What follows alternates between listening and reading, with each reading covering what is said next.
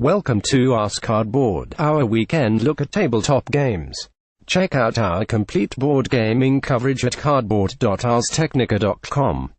There are two kinds of people in this world: those who adore Blood Rage, read our review, and those who haven't played it. We kid mostly. Blood Rage, released in 2015, confirmed Eric Lang as one of the preeminent modern board game designers. The game was driven by a visceral Norse mythology and refined some of the concepts Lang originally explored in 2009's Chaos in the Old World. Now, Lang is back with his newest area control game, a socially charged game of blood, honor, and finely sculpted plastic. It's called Rising Sun, and it is awesome. History: Schmistory. Rising Sun cares little for history. It hurls quite a bit of its feudal Japanese setting in your face. There are Daimyo, Shinto priests, and even kami gods. There are also contorted dragons, along with legions of oni towering over the battlefield, severed heads dangling from the belts. The fantastical setting is gorgeous, though it cheerily simplifies the culture it depicts, swapping out the names of difficult-to-pronounce regions for those easier to say in English. The game's research apparently included mining Wikipedia entries for bogus Japanese mythological monsters, not a great sign. But Rising Sun is comfortable in its shoes. It doesn't purport to be a simulation and instead presents a sleek area control design with a backbone of negotiation. As a game based on possessing the most victory points, it does a great job of dressing up the affair in exceptional visuals and dramatic flair. Tonight we drink tea. The most distinct quality of this design is its focus on bribery and cajoling. The game is broken into 4 seasons that function as 3 rounds of extended play plus a final sequence of scoring during the winter months. The first phase of each season consists of the tea ceremony. Coins and promises exchange hands as hard alliances between pairs of players are formed.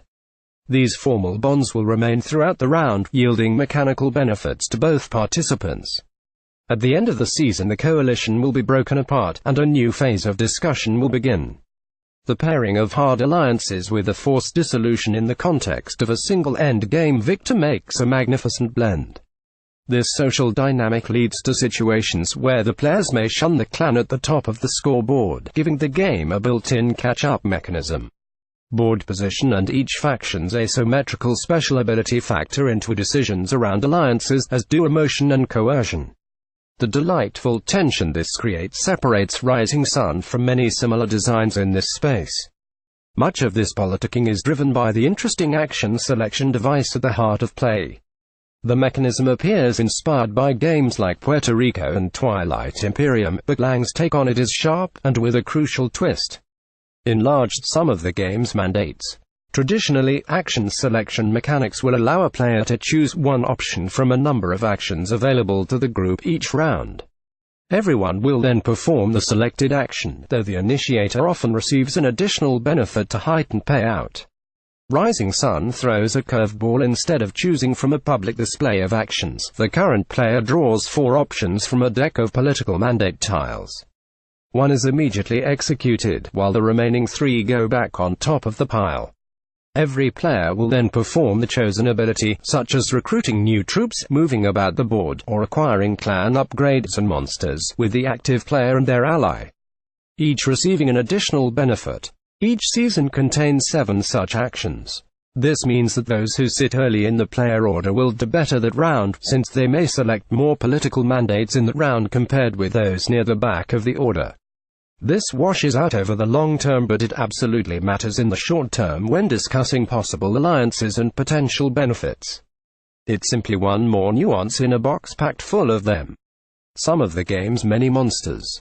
Shinto priests on the game board. A close-up of the player battle board. Ripples in the pond. Despite the relative simplicity of individual pieces, Rising Sun is an opaque and complex beast. Its sophisticated engine of moving parts can leave you confused, even stunned, at the end, but you'll definitely want to return for more. The war phase, comprised of battles occurring in a random selection of regions, is a prime example of grappling with the design's inherent chaos.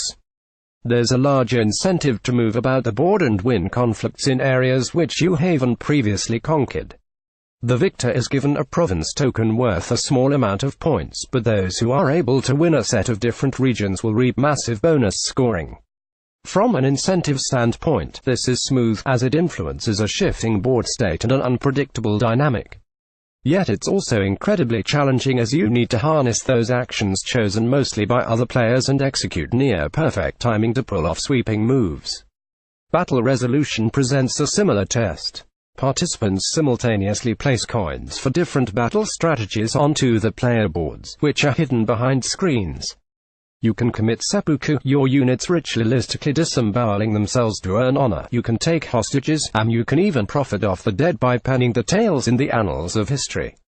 The player who stacks the most currency on each battle action is the only one who gets to perform it, yet all money is lost to the supply. This creates a very interesting dynamic of bluffing with heightened stakes, as you must balance achieving your goals with saving currency for the following battle. The winner of a battle must split their gold between any losers of the conflict. This results in sly maneuvers such as moving a single warrior into a fight you have no intention of winning, simply hoping to leech money from the victor. Since battles occur in a randomized order, the ability to scoop up some resources in an early fight can be enormous, as you can then utilize those coins later in the war phase. The cleverest of players will leverage this strategy to produce dramatic reversals in pivotal confrontations. Surprisingly enough, the game seems to scale relatively well. While 3 players feels too limited in terms of negotiation and political entanglements, both 4 and 5 faction outings prove challenging and appropriately heated. A crucial element of this success is providing an incentive to remain on your own and reject any potential allies.